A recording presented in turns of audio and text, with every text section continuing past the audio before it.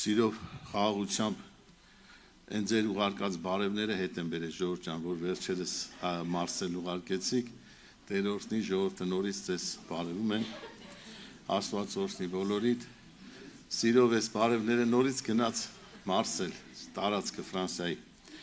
Փառք Հիսուսին, եղբայրներ քուրեր, շատ կարճ ուղղակի ես խնդրեցի Արոն եղբայրը, որ փակեր պաշտամունքը, բայց ասեց չէ, գոնե պետք է ասենք քո խոսքը փոխանցես։ Խոսքը Աստծունն է, խոսքը մերը չի, փառք Աստծուն։ Եղբայրներ քուրեր, այնքան հետաքրքիր է, որ իմ սրտում դրված է հաշտության խոսք մի փոքրիկ խոսայ, կարծես Աշոտ եղբայրը, մեր Սաշիկ եղբայրը, մեր Վահագ եղբայրը, այդպես խոսում են այն ինչ որի մեջ էս որ Սուրբ Հոգին, ասենք, ուզում է սովորացնի եւ առաջնորդի։ Այսինքն եղբայրները ինչ որ ասեցին, ինչ է կարծում, հիմքը Աստծո հաշտությունը պետք է լինի, թե ոչ։ Հաշտություն ոչ թե մարդու հետ, այլ Աստծո հետ։ Իրոք թող Տիրոջ անունը փառավորվի եղբայրներ քուրեր։ Իմ համար դա շատ, ես քանի այտենց կետեր ունեմ ավետարանից, բայց շատ հակիրճ կլնեմ այսօր։ Հաշտությունը Աստծո հետ ես հասկացել եմ շատ կարևոր հարց է։ Դու կարող ես քո ընկերոջ հետ, քո ընտանիքում ամենտեղ հաշտություն ունենալ, բայց Աստծո հետ եթե հաշտություն չունեցար, ինչ կարծիք ես, այդ հաշտությունը կօգնի քեզ։ Գիտեք, շատ կարևոր է Աստված, ես առաջի ծննդոցի գրքերի մեջ Կայենի եւ Աբելի օրինակը կուզենամ խոսամ ձեր հետ։ Երկուսն էլ Ադամի որդիներն էին, նույն հոր ծնողի երեխաները։ Երկուսն էլ դաստիարակված էին Ադամի խոսքով, տես չէ Ժորժ ջան, Աստծուն ճանաչեք։ Բայց կարծես երկուսն էլ նույն պատարակը բերեցին Աստծո առաջ, այսօր ես ու դու ենք եկել Աստծո առաջ։ Աբելի պատարակը կարծես ընդունվեց, իսկ Կայենին ինչ եղավ։ Մերժվեց։ Եղբայրներ քուրեր, շատ բան ենք մենք քարոզում, շատ ենք խոսում, շատ ենք ուզում գիտակցել, բայց ես իմ կարծիքը, իմ հասկացածը, Կայենը հաշտ չէր Աստծո հետ, բայց Աբելը հաշտ էր Աստծո հետ։ Գիտեք, եկեղեցում մենք խոսում ենք ավետարան Աստծո խոսքը, բայց հարց առաջանում այսօր, ի՞նչն է պատճառը, որ ես քո հետ հաշտ չեմ, Տեր։ Ի՞նչն է պատճառը, կան պատճառներ, չէ՞ որ մենք Աստծո հետ կարող ենք հաշտ չլինել։ Շատ պատճառներ կան, ամենամեծ պատճառը ես տեսել եմ հպարտությունը։ Հպարտություն։ Սատանան ինքը հարուսյակը, որ Աստված արարել էր, ինչքան մեծ հզորություն էր, չէ՞ տվել, գեղեցկություն տվել էր, սեր տվել էր, իշխանություն տվել էր, ով էր տվել, Աստված ամենակարողը, եւ ինքը ամբողջ հրեշտակների պետն էր, առաջնորդն էր, բայց այդ ինչ եղավ, որ ինքը այդ հաշտությունը ինչ արեց, խզեց։ Այսօր պատերազմները ամբողջ աշխարհում եք, ինչն է պատճառը, հաշտություն չկա, մի փոքր հող, մի փոքր հարստություն, մի փոքր չգիտեմ ինչ, մարդիկ կարծես մտածում են մի բանի մասին, որը ժամանակավոր է։ Շատերն ասում են Ալեքսանդր Մակեդոնացի մասին, սուլթաններից մեկն էլ ա եղել, որ ասել է իմ թաղումից առաջ այդ երեք բանը արեք, հիշում եք, չէ՞։ Բժիշկները թող իմ դագաղից առաջ գնան, ամենամեծ բժիշկները։ Ոսկին հողի վրա ցանեք ու ձեռքերս էլ պարս դագաղից քանեք, որ տեսնեն։ Ասին, բայց այդ ոսկին ինչ էր։ Ասեց այդ բժիշկները թող գնան իմ դագաղի առաջ, որ ասեն ոչ մի բան չկարացան ինձ անեն, որ բժշկվեի։ Երիտասարդ պիտի մահանամ։ Ոսկիները որն էր, որ այդ ինչ որ կար հողին հավասարվավ, ձեռքերս էլ որ ոչ մի բան չեմ տանում։ Եղբայրներ քուրեր, բա իրա հոգին ուր գնաց։ Հավատացեք, մարդը հոգի ունի, փառք մեր Աստծուն, որ մենք սրան հավատում ենք։ Շատերը չեն հավատում, որ մարդը ունի հոգի։ Դրա համար այսօր մենք պետք է մտածենք ոչ թե մարմնի փրկության մասին, այլ հոգու փրկության մասին։ Իսկ մարմինը հաշտ լինելով Աստծո հետ, փրկություն չի ունենա եղբայրներ քուրեր։ Հաշտություն Աստված ուզում է հոգևոր։ Այո, Կայենը ընծամբերեց, մատուցեց, ամեն բան արեց, բայց հաշտ չէր Աստծո հետ, չէր հավատում Աստծո մեծությանը եւ զորությանը։ Թող Աստված օրհնի։ Ես մի քանի համարներ ունեմ պիտի կարդամ եւ հետո աղոթքով գանք Տիրոջ առաջ։ Օրինակ Հովանու ավետարանի մեջ եղբայրներ քուրեր։ Ինչի համար մենք ասենք Հովանու ավետարան բոլորս շատ հայտնի գիտենք, դա 3-րդ գլխի մեջ ասում, ասում 15-16 խոսքերն եմ ուզում կարդամ, ասում որպեսզի ամեն ով որ անոր հավատա չկորսվի, հապա հավիտենական կյանք ունենա։ Հավատա ու չի կորսվելու։ Եվ 16 խոսքը վասնզի Աստված այնպես սիրեց աշխարհը, մինչև իր միածին որդին տվավ, որպես ինչ անի, ամենով որ անոր հավատա չկորսվի, հապա հավիտենական կյանք ունենա։ Փաստորեն Աստված հաշտեցրեց ինձ ու քեզ ում հետ։ Հիսուս Քրիստոսի խաչով արյունով ինձ ու քեզ Աստված հաշտեցնում է իր հետ։ Թող իր անունը փառավորվի։ Այո, այդ հաշտությունը ունի փոքրիկ 2-3 կետ, որ ես ուզում եմ կիսվեմ ձեր հետ։ Առաջինը ինքը հաշտությունը, ժողովուրդ ջան, հիմք է։ Քանդում է բոլոր թշնամությունները։ Քանդում է թե չի քանդում։ Եթե երկիրը երկրի հետ հաշտվում է, ինչ պայմանագիր ենք ընկնում։ Ասում եմ հաշտության պայմանագիր, որ ինչ անենք, որ իրար չվնասենք, խաղաղ լինենք, սիրենք, հարգենք, ներենք իրար։ Տեսեք, օրինակ Աստվածաշնչի մեջ Եփեսացիս այո թղթի մեջ, եթե մենք ուշադիր ենք կարդացել ավետարանը, այդ տեղը մենք հիշենք։ Եփեսացիս 2-րդ գլխի մեջ ասում 14 խոսքը ասում է վասնզի անիկա է մեր խաղաղությունը, որ երկուքը մեկրավ եւ մեջտեղի բաժանող պատը, այսինքն իրարու հետ եղած ինչը թշնամությունը իր մարմնովը քանդեց, փառք մեր Տիրոջը։ Տեսեք, առաքյալը Եփեսացիս եկեղեցում ինչքան մաքուր բացատրում է Աստծո գործը։ Սելյոկի ես հավատում եմ, որ հենց այսօր մենք եւ աշխարհով ամեն տեղ, որտեղ որ Աստծո խոսքը քարոզվում է, հենց ըստեղ առավելապես, որ Աստված խոսում է հաշտության մասին, ես հավատում եմ, որ յուրաքանչյուրիս Աստված ուզում է հաշտեցնել իր հետ։ Դու համաձայն ես։ Այս է ամենակարևոր հարցը։ Եթե դու համաձայն ես քո սրտի մեջ հաշտվել Աստծո հետ,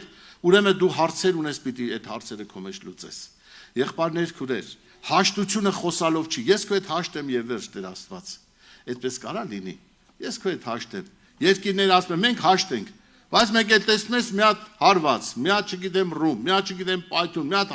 հարցեր առաջանում, որ ասում ես, էսի հաշտության հետ կապված հարց չի։ Եղբայրներ, քուրեր, ինքը հաշտությունը կարող եմ ասել պատվիրանա։ Աստծուց եկած պատվիրանա, բացենք Մատթեոս ավետարանը։ Ուղղակի ժամանակի առումով քիչ համարներ պիտի կարդամ։ Օրինակ Մատթեոս ավետարանի 5-րդ գլուխ 9-րդ խոսքը կարդանք։ Պատվիրանա չէ՞ սա, ասում է Երանի խաղաղություն ընողներուն վասնզի անոնք Աստծո որդիներ պիտի կոչվեն։ Սելյոկի, այսօր դու մտածել ես խաղաղություն բերես։ Քո տնից, իմ տնից, ես իմ համար եմ ասում։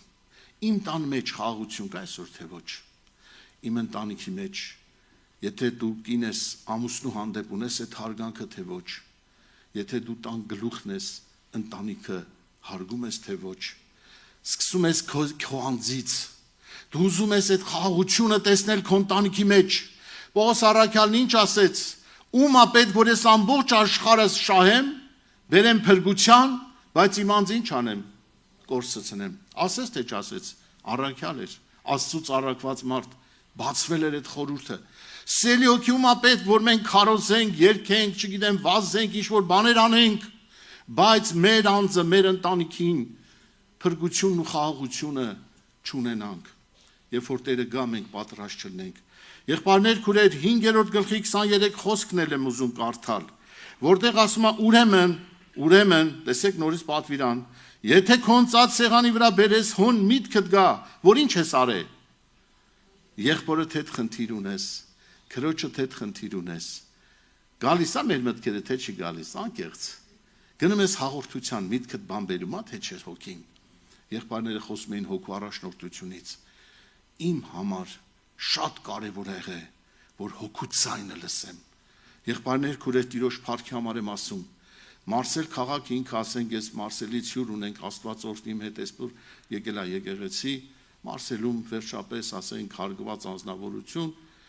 այդպես եղավ, որ ինքն էլ ուզեց Աստծո խոսքը լսի, եւ ես կարող եմ ասել ճշմարտությունը, շատերը գիտեն, Մարսելում շատ վտանգավոր թաղամասեր կան։ Անկամ պոլիսը, միլիցաները չեն ուզում մտնել այդ թաղերը։ Եղբայրներ, քուրեր, բայց երբ որ եղավ այն տարիները անցել են 6 աղջիկ, գիտեք, Եվրոպայի մեջ Մարսել քաղաքում եւ տղաս 7 երեխա, ես ասում եի Տեր, 24 ժամվա ընդամենը 7-8 ժամն են իրանք տան մեջ քնում։ Մնացած ժամերը դպրոցը 5-ին 6-ին էր բծնում երեկոյան։ Դրսում են այս երեխեք։ Պահի պաշտպանի։ Եվ մի օր մի դեպք եմ ընդամենը ասում, Մարիամի Կիմատուլուզ ամուսնացած դպրոցական այդ ժամանակ ավտոբուսով ասում մի անգամից դե մենք սովորում էինք տանից դուրս ես գալի աղոթի աղջիկս։ Տուն ես գալիս աղոթի, ճանապարհի մեջ աղոթեք, հաշտ եղեք Աստծո հետ, սիրեք Աստծուն։ Եվ մի դեպք եմ ասում ընդամենը։ Մի անգամից զանգում է տրանսպորտի մեջից, ասում է հայրիկ, ասում է աչքից դեմ, ասում է ավտոբուսի մեջ մեր դասընկերները իրանց դասընկերոջը դանակով կոկորդը կտրում են։ Աղոթեք, ասում է, ես էլ եմ աղոթում։ Եղբայրներ, քուրեր, ամեն բան առանց Աստծո դու չես կարող, այդ երեխեն չէր վախ, սաղ երեխեքը ստրես էին տարել։ Ես ոչ թե բանի համար, իմ աղջիկը աղոթել էր եւ ասել էր, ասեց վերջում վկայում էր, ասում էր, վրես խաղաղություն էր եկե։ Գիտեք, այդ դժվար բան է, քո աշկիդեմ երիտասարդ պատանի երեխա ու այդպեսի բաներ ես տեսնում։ Հաշտ եղեք Աստծո հետ, եղբայրներ, քուրեր։ Սա պատվիրան է, դրա համար ասում եմ, քո օնցան երբ որ գալիս է, հոնցը քենցած սեղանի առջև գնա, եղբորդ հետ, քրոջդ հետ, վերջապես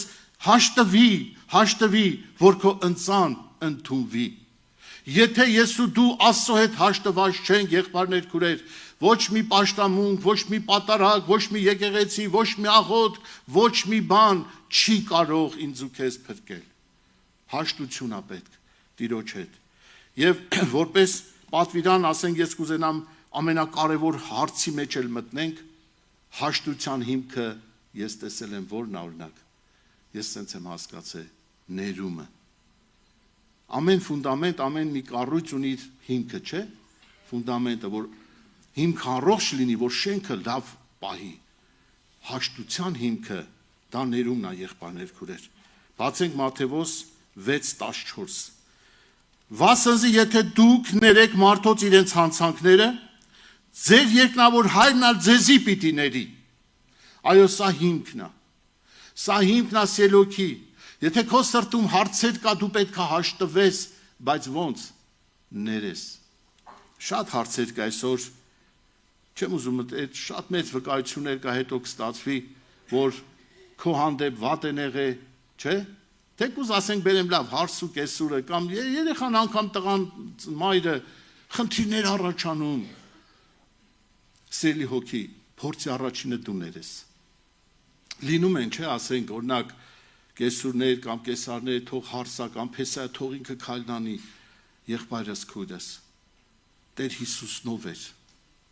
Հիսուսը ով էր։ Ով է Հիսուսը։ Աստված Աստծո որդի։ Առաջի քայլնով արեց, ինք արեց, ես ու դու մեղքերի մեջ տառապած, բայց Հիսուս այցելեց, ասեց վեր կաց կանգնի, ես քեզ ներում եմ, ասեց թե չասեց, ինչ է իրարել, որ Հիսուսը քեզի ներեց, ինչ է իրարել Աստծո համար, ոչ մի բան, հիմա էլ չես անում, ես էլ չեմ անում, ընդամենը հավատում ենք, որ ինքը արյուն է թափել, եւ այդ հավատքը արյան զորություն ինձ ու քեզ մաքրում է մեր բոլոր մեղքերից։ Ով հաշտեցրեց, նոր կարդացին 3:16, Աստված ինձ ու քեզ հաշտեցրեց իր հետ,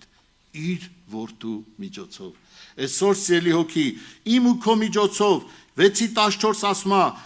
դուք ներեք մարդոց հանցանքները եւ ձեր երկնավոր հայրն էլ պիտի։ Իսկ եթե դուք չներեք մարդոց իրենց հանցանքները, ի՞նչ կլինի։ Ասենք չեմ կարող ներեմ։ Այս քուրիկին, այս եղբոր, այս մարդուն չեմ կարող ներեմ։ Սիրելի հոգի, չներված ես մնալու։ Սա Աստծո օրենքն է, սա Աստծո խոսքն է։ Ինքը բարի է, ինքը սուրբ է, բայց իր խոսքը գրված է, չէ, իրան հավասար է։ Աստծո բարությունն արդարությունը տեղ է երևում։ Եվ եթե մենք արդեն 18-րդ գլուխը բացենք Մատթեոս ավետարան, 18-րդ գլուխը եղբայրներ քուրեր, 18-ի 20-ից կարդանք, 21-ից, ասում է այն ատեն Պետրոսը մոտեցավ եւ ասավ. Տեր, քանի անգամ եթե եղբայրս ինձի դեմ մեղան չէ պետք է ներեմ, քանի անգամ ասում է։ Պետրոսին հետաքրքրել էս հարցը։ Բաներ կար չէր կարում միգուցե ներեր, չէ, ասենց հարցեր էր առաջացել։ Կամ քանի անգամ ներեմ, լավ հերիք չի, 5 անգամ ներել է, էլի սխալանում։ Հիսուսն ինչ ասեց։ Հիսուսն ասեց, մարդը չասեց։ Հիսուսն ասեց, քեզի չեմ ասում թե 7 անգամ ներես։ Տեսեք, չեմ ասում, որտեվ այդ վաղ օրենք կար, օրը 7 անգամ ամենակիչը պետք է ներես։ Բայց Հիսուս այդ օրենքը շնորհքի փոխեց։ Ասեց, ես չեմ ասում, այդ օրենքով անես։ Ավելին եմ ասում։ Այդ ո՞րն է այդ ավելին։ Հապա մինչև 70 անգամ 7-ը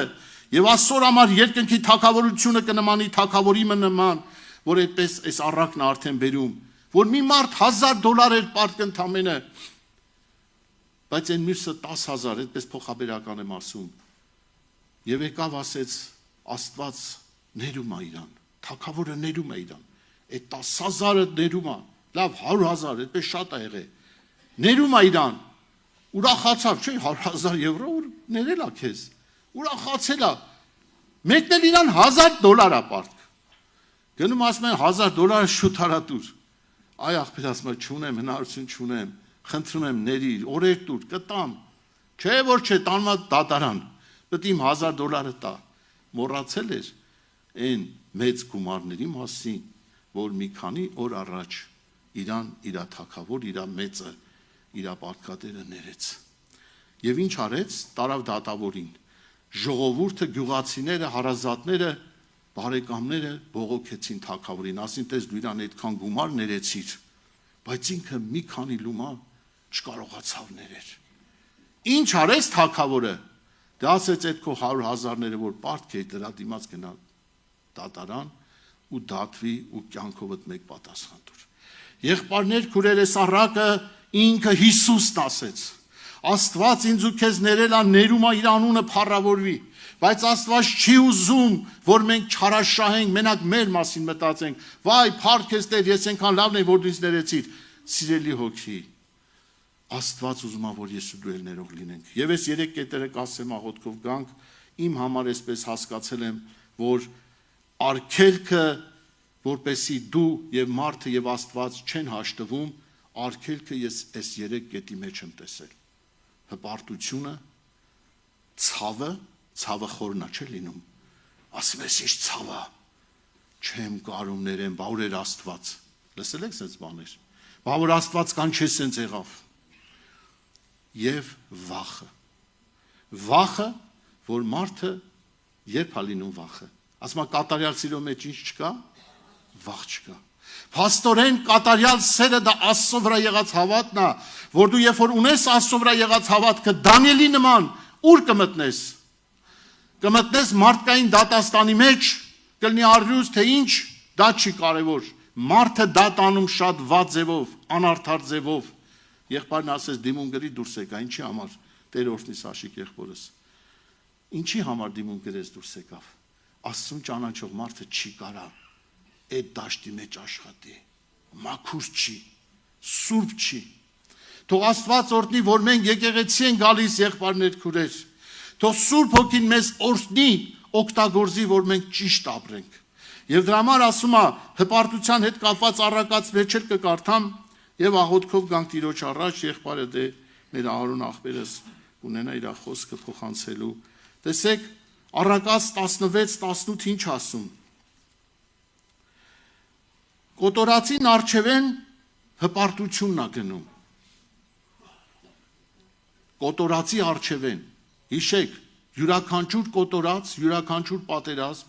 յուրաքանչյուր կռիվ ծնվում է հպարտությունից։ Ընտանիքից սկսված եւ մեծամտությունը տանում է ուր կործանման, անկման։ Ինքը Արուսյակ հրեշտակապետը